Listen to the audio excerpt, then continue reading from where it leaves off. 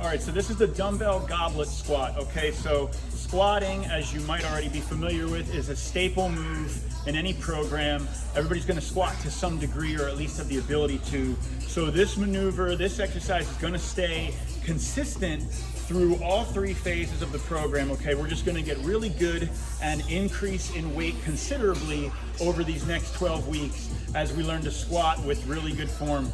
Squatting is going to work literally head to toe strength and mobility, so it is vital to be good at this exercise.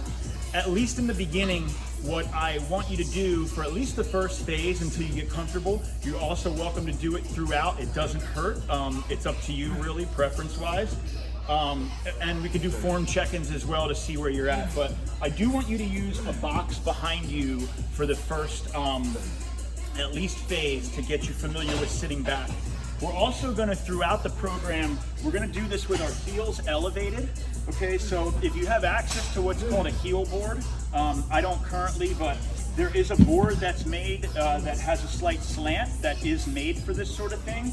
If you don't have a heel board or have access to one, that's okay. You can easily use smaller weights, 5 or 10 pound plates, depending on how thick they are. And you're just gonna elevate your heels on them with a box behind you. Box height, anything that's about 12 to 18 inches, depending on how short or tall you are, is gonna do just fine.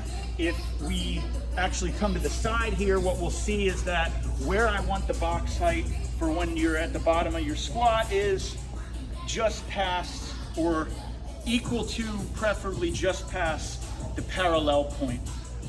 So imagine if I was to measure your thigh height. Parallel, I want you to be ideally just below that, at least with your box height. Some people are able to squat all the way down, and based on the way your hips work, based on the way you're leveraged between your thigh and your torso angles, not everyone can get there. I can't get there, that's okay.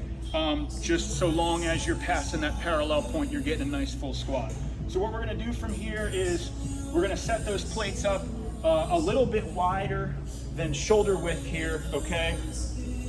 Toes are gonna be pointed forward or nearly forward. Some out toeing is okay, but we don't want to duck foot it, okay? We don't want more than, I would say, 30 degrees. So a little bit of toe flare, 10, 15 degrees is optimal. Straight on is also good. If you can do it straight on, that just means that your hips are working pretty well. What we want to do from here, we're gonna get this dumbbell. Again, as this dumbbell gets heavier, let's pick this dumbbell up with good form, okay?